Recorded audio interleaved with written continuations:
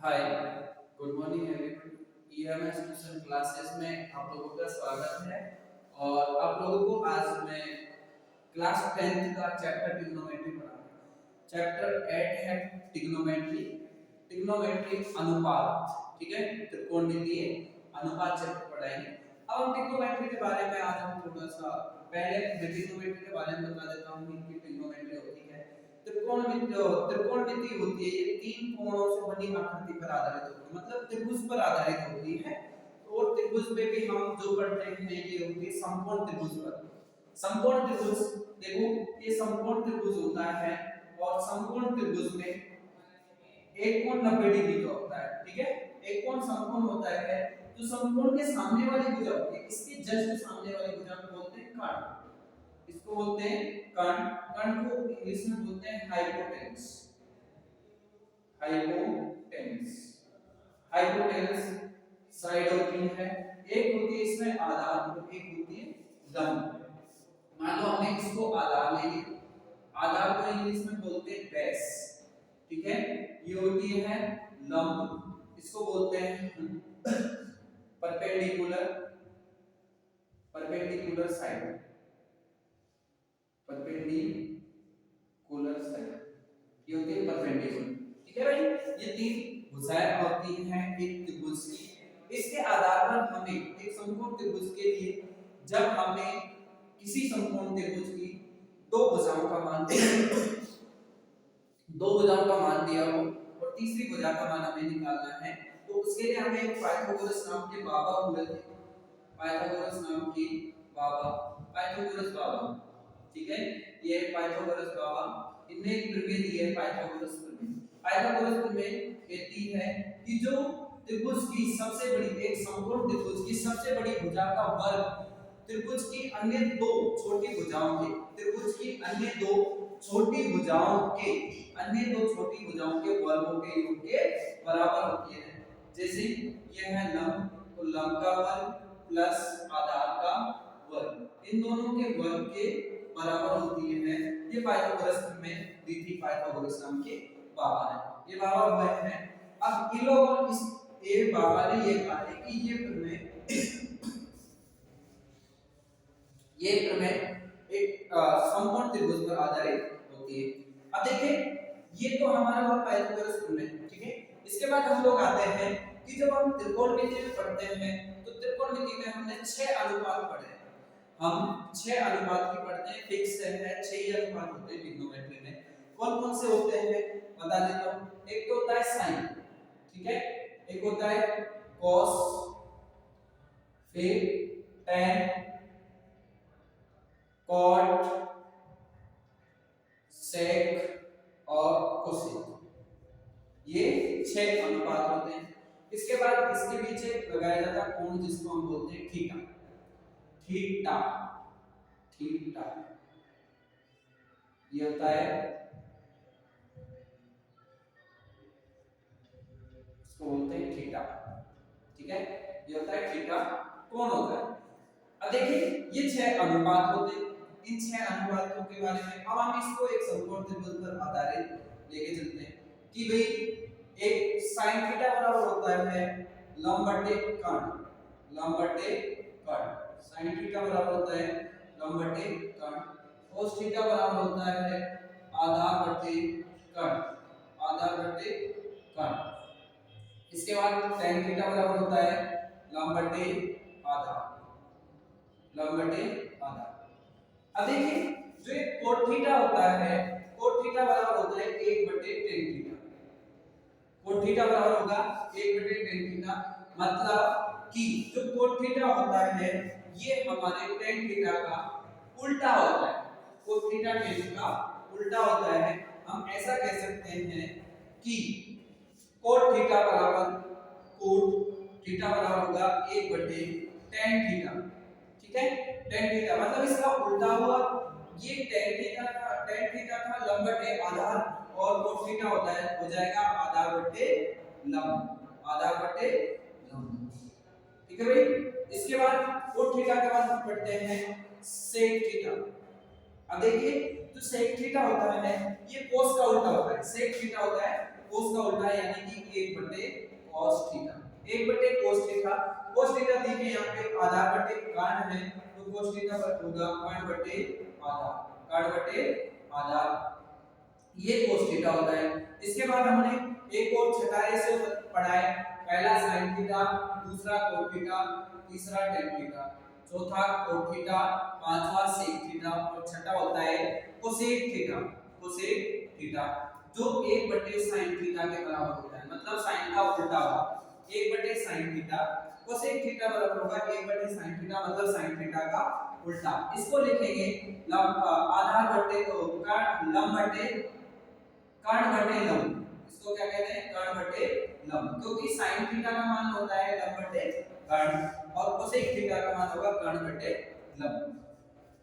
ये इसके 6 अनुपात हुए, sin थीटा लंब बटे कर्ण, cos थीटा आधार बटे कर्ण, tan थीटा लंब बटे आधार, cot थीटा 1 बटे tan थीटा यानी कि आधार बटे लंब। इसके बाद sec थीटा 1 बटे cos थीटा कर्ण बटे आधार, cosec थीटा 1 बटे sin थीटा कर्ण बटे लंब। ये होते हैं 6 अनुपात, ठीक है भाई, उतार लीजिए। इसके बाद अब आगे देखिए, अब जो हमने ये ट्रिग्नोमेट्रिक अनुपात पढ़े, ये 6 अनुपात पढ़े, इसके लिए एक ट्रिक बनती है, इसको वो ट्रिक है, ट्रिक ये है कि हम यहाँ से एक लाल बटे कक्का, लाल बटे कक्का ट्रिक पढ़ी है। लाल बटे कक्का मतलब ये जो पहली वाली लंब बटे, इसको लंब बटे कर्ण, ये आती है sin थीटा के लिए, sin थीटा के लिए, और ये आती है आधार बटे कर्ण cos थीटा के लिए, और लंब बटे आधार tan थीटा के लिए, ठीक है भाई, tan थीटा के लिए। अब जो ये लंब और आधार होता है, ये कोण पर आधारित होता है कि हम लोग, ठीक है, एक मिनट,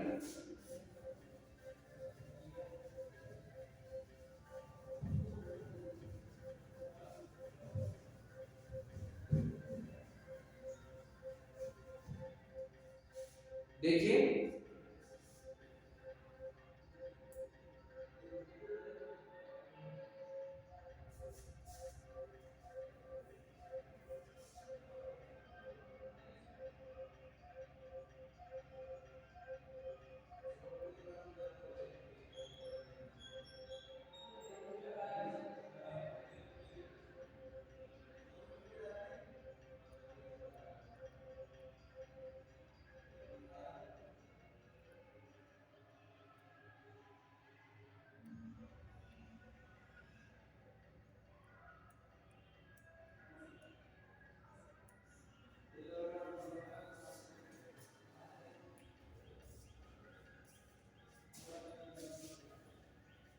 ठीक है भाई।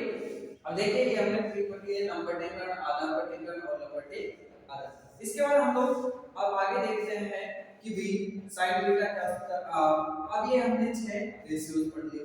इसके बाद देखिए कि भाई हमारे पास एक त्रिभुज है, ठीक है, कि हम लोगों ने ये हमने ये त्रिभुज बनाया है, ठीक है, ये इसका समकोण होता है। जब हम लोग थीटा का मान, कोण का मान ये लेते हैं, तो ये जो कोण होगा, कोण थीटा, तो इसके जस्ट सामने वाली होती है भुजा लंब, थीटा के जस्ट सामने वाली भुजा लंब होती है, और उसके जो, ये तो हमें पता है 90 डिग्री के सामने जो भुजा होगी वो कर्ण होगी, इसके अलावा जो तीसरी भुजा बचती है वो है आधा। अब यदि हम इस थीटा को, अब यदि हम जो ये थीटा लिया है, हमने इस थीटा को इधर ले लिया, चेंज कर दिया, थीटा की पोजीशन चेंज कर दी, तो ये तो फिक्स है, कर्ण तो सबसे बड़ी भुजा रहेगी, इसमें कोई चेंज नहीं करना है। तो अब ये लंब नीचे हो जाएगा, ये होगा लंब और ये होगा आधार, लंब और आधार, मतलब लंब और आधार की जगह चेंज हो गई, पर जो पहले थीटा था वो वहीं पे है, इसमें कोई भी चेंज नहीं हुआ है।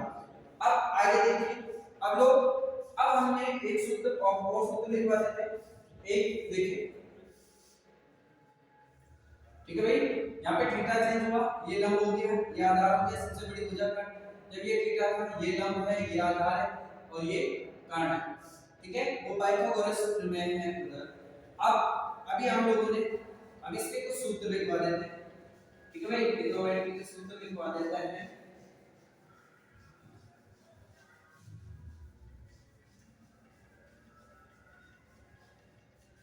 देखिए अभी आपने पढ़ा है कि वो कोसेक थीटा बराबर होता है 1/sin थीटा। हम 1/sin थीटा होता है, इसको ऐसा भी तो लिख सकते हैं कि cosec theta into sin theta बराबर 1। इससे ही तो आया, इसका ही तो एक भाग है इससे। ऐसे ही हम sec थीटा बराबर 1/cos थीटा, 1/cos थीटा।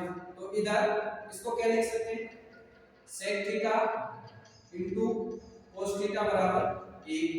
अब तीसरा हम cot थीटा बराबर होता है 1/tan थीटा। ये बताया था कि cosec sin का उल्टा होता है, sec cos का उल्टा होता है, cot tan का उल्टा होता है। अब हम इसको देखिए, अब लिख सकते हैं इसको cot theta into tan theta बराबर होगा 1। जहां पर जब इनके कोण समान हो, cot थीटा और tan थीटा के कोण समान है, तो इसका मान आएगा 1। ठीक है, cot और tan थीटा है, या ऐसा कहें cosec थीटा और sin थीटा दोनों एक साथ हो और उनके कोण समान हो और वो गुणा के रूप में हो, वो गुणा के रूप में होंगे तो इनका मान 1 होगा। ठीक है, यदि हमें cosec थीटा को sin के रूप में चेंज करना है तो 1/sin थीटा हो गया। ठीक है, ये हम इसके सूत्र पढ़े। इसके बाद हम लोग अब पढ़ते हैं सारणी। ठीक है भाई, त्रिकोणमितीय सारणी। अब सारणी हम लोग, मैं आपको इसके लिए एक ट्रिक बताता हूं सारणी के लिए।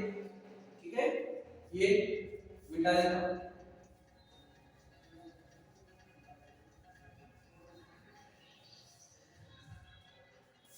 अब ये है त्रिकोणमितीय सारणी। सारणी ये होती है, सबसे पहले हम लोग देखिए यहाँ पे सबसे ऊपर लिख रहा हूं मैं कोण 0 डिग्री, 30 डिग्री, 45 डिग्री, 60 डिग्री और 90 डिग्री।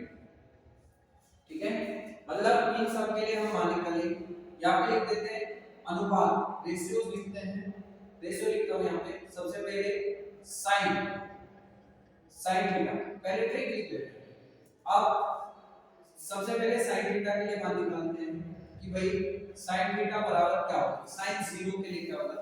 तो ऊपर सबसे पहले 0 से 4 तक गिनती लिखते हैं, 1 2 3 4। ठीक है, फिर इन सबको 4 से डिवाइड करते हैं, जो सबसे बड़ी संख्या है उससे डिवाइड करते हैं, 4 4 4। अब इन सब का वर्गमूल ले लेते हैं, रूट लेते हैं, रूट लेते हैं। जो रूट लेने के बाद जो संख्या आएगी वही साइन का मान, किसका मान होगा, साइन। देखिए हमने सबसे पहले क्या किया, एक 0 से लेके सबसे बड़ी संख्या 4 तक मान ली, 0 1 2 3 4। ठीक है, उसके बाद क्या किया कि जो सबसे बड़ी संख्या है 4, उसका सब में भाग दें, यहाँ भी 4 से डिवाइड करें, यहाँ भी 4 से, यहाँ भी 4 से, यहाँ भी 4 से, सभी को 4 से डिवाइड कर लें। ठीक है, 4 से डिवाइड किया और फिर इनका हमने रूट कर दिया, सबका वर्गमूल लिया। वर्गमूल लेने के बाद 0 में किसी भी संख्या का भाग दो 0 आता है, मतलब sin 0 का मान 0 होगा। ठीक है, अब जो मान आएंगे sin थीटा के मान आएंगे, sin थीटा के मान 0 हुआ। अब 1/4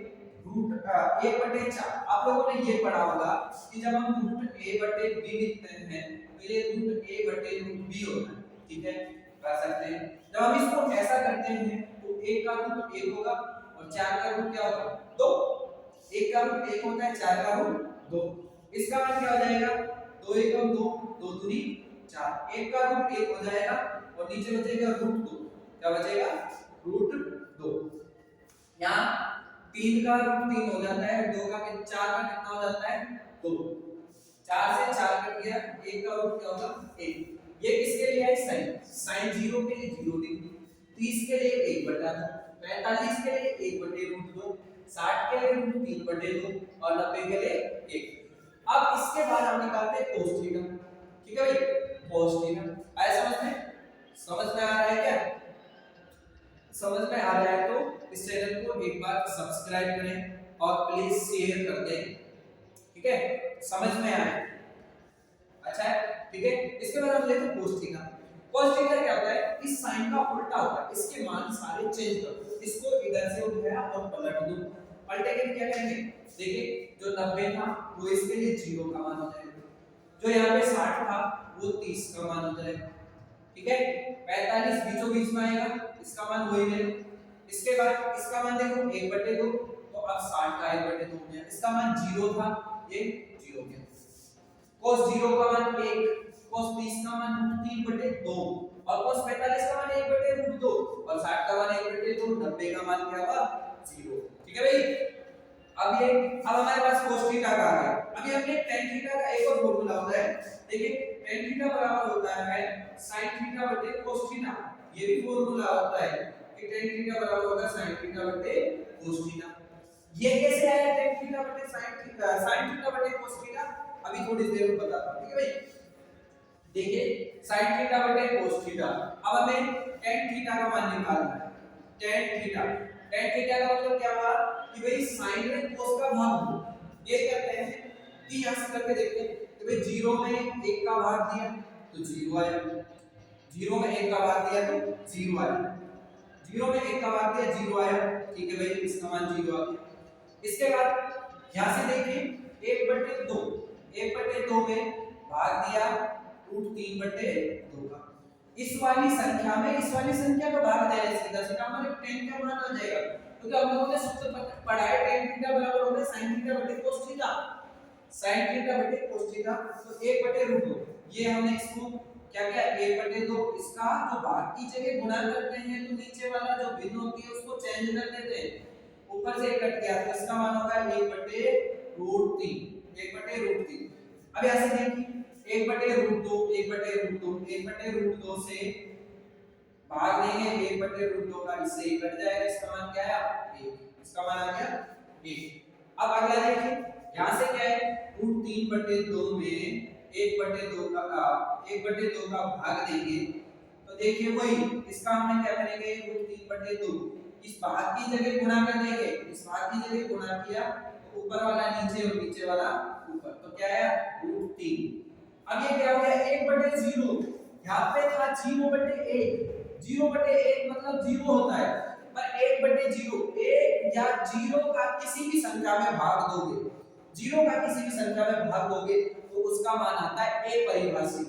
क्या मान आता है अपरिभाषित, ये मान है अपरिभाषित, क्या होगा अपरिभाषित, ये मान अपरिभाषित होगा, अपरिभाषित, ठीक है भाई, ये मान होगा अपरिभाषित, आ गया भाई अपरिभाषित, ठीक है भाई।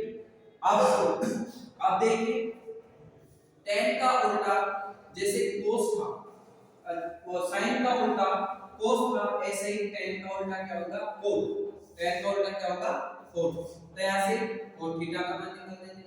cot थीटा बस वही जैसे हमने sin और cos के लिए चेंज किया था इन लोगों को, जैसे sin का जो मान आया था इनको cos का उल्टा कर दिया, पलट दिया था, ये वाला मान यहाँ है, ये वाला यहाँ आ गया, ये वाला यहाँ आ गया, ये वाला यहाँ पे है और ये यहाँ पे चला गया, ऐसे इसको चेंज कर देंगे। वहां पे tan 90 का मान अपरिभाषित है, यहाँ पे cot 0 का मान अपरिभाषित है, cot 0 का मान अपरिभाषित है, ठीक है भाई, ये अपरिभाषित है, ये इसका मान अपरिभाषित है, अपरिभाषित है। अब देखें यहाँ sin 60 का मान है √3/2, तो cos 30 का sin 60 tan 60 का मान है √3, तो cot 30 का मान होगा √3, ठीक है। sin tan 45 का मान भी 1 होता है, cot 45 का मान भी 1 होता है, ठीक है। अब आगे देखिए cot के, अब यहाँ पे देखिए tan 30 का मान होता है 1/√3, तो cot 60 का मान होगा 1/√3 और tan 90 का मान होता है अपरिभाषित, और tan 90 का मान tan 0 का मान होता है 0, तो cot 90 का मान क्या होगा 0, cot 90 का मान क्या होगा 0। क्या किया है हमने sin का निकाला, ठीक है, sin का आ गया, sin के लिए ये कोई sin का मान आ गया, इसका उल्टा कर दिया cos का मान आ गया, फिर tan के लिए हमने sin थीटा बटे cos थीटा पढ़ा, ऊपर वाली संख्या में नीचे वाले का भाग दीजिए, भाग देने के बाद ये आया, फिर ये tan को उल्टा पलट दिया, tan को उल्टा पलटा तो cot का मान आ गया, tan को उल्टा पलटा तो cot का मान आ गया, बस इसके मान चेंज किए सेम हुई, ठीक है, सेम सेम मान होंगे। इसके बाद देखिए अब अगला देखिए, इसके लिए 10 का हो गया, 4 का हो गया। अब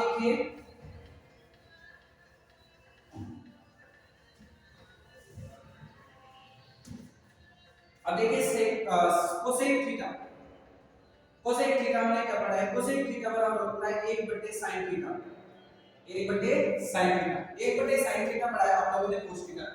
अब देखिए 1/0, 1 में 0 का भाग देंगे तो क्या होगा, अपरिभाषित साइन के मान लिए जाए। हम यहाँ पे 1 में साइन के मानों का भाग दे देंगे, 1 में साइन के मानों का भाग देंगे तो क्या हुआ, अपरिभाषित। अब ये हो गया 1/2, 1/2 मतलब थर्ड स्टेप ऊपर, तो इसका मान आ गया 2, थर्ड स्टेप ऊपर हुआ तो इसका मान आ गया ऊपर। इसके बाद अगला देखिए कि इसका मान होगा 1/√2, ये भी थर्ड स्टेप ऊपर, ये भी क्या हुआ, थर्ड स्टेप ऊपर, थर्ड स्टेप ऊपर हुआ तो इसका मान आया √2, इसका मान है 1/√3, 1/√3/2, ये ऊपर हो गया तो ये हो गया 2/√3, 2/√3, 2/√3। अब यहाँ पे 1 में वो 1/1 का मान हो गया 1। ये साइन में जो मान है उन सभी में एक सभी का 1 में भाग दे दिया, 0 का 1 में भाग दिया तो अपरिभाषित आया, 1/2 का 1 में भाग दिया तो 2 आया, 1/√2 का 1 में भाग दिया तो ये आया √2। यहाँ से √3/2 का 1 में भाग दिया तो 2/√3, 1 में 1 का भाग दिया तो आया 1। ठीक है भाई, ये हो गया। अब हमने कोस थीटा पढ़ लिया, कोसेक थीटा पढ़ लिया। इसके बाद हम पढ़ते हैं एक और हमारा रेशियो रहेगा theta, sec theta. Sec theta क्या होता है, सेक थीटा के जो मान होते हैं वो सेक थीटा कोस का उल्टा होता है। सेक थीटा बराबर क्या पढ़ा है हमने, इसको लिख देते हैं, कोसेक थीटा बराबर होगा 1/sin थीटा, ठीक है, और सेक थीटा बराबर होगा 1/cos थीटा, मतलब कोस का उल्टा। जैसे हमने साइन के मान को जिनको उल्टा करके कोस का मान निकाल दिया, ऐसे ही और साइन का उल्टा कोस का, ऐसे ही कोसेक का उल्टे मान किसके होंगे, सेक के, कोसेक के उल्टे मान किसके होंगे, सेक के। हम इसको उल्टा कर देंगे, इसका मान था जो कोसेक 90 का मान था वो सेक 0 का मान होगा, जो कोसेक 60 का मान था वो सेक 30 का मान होगा, जो कोसेक 45 का मान था वही सेक 45 का मान होगा, जो कोसेक 30 का मान था वो सेक 60 का मान होगा, और जो कोसेक 0 का मान था वही कोसेक 90 का मान होगा। ये क्या आया, अपरिभाषित, क्या हो गया, अपरिभाषित। ठीक है भाई, ये देखिए ऐसे भी निकाल सकते हैं, चाहे कोस का इसमें भाग देते जाओ ऐसे भी निकाल सकते हैं। इसको उल्टा किया कोस का आ गया, इसको उल्टा किया सेक का आ गया, tan को उल्टा किया कोट का आ गया। ठीक है भाई, अब यहाँ पे ठीक है समझ में आया, ये सारणी है आपको पढ़नी है और यहाँ से एक क्वेश्चन फिक्स है, तो आपका एक क्वेश्चन आता ही है, आप लोगों को ये मान ध्यान रखने हैं। और ट्रिक को समझ में नहीं आता तो आपको ट्रिक है, अच्छे से इसको बार-बार करिए, बिना बार-बार करे आपको ये आने वाली नहीं है।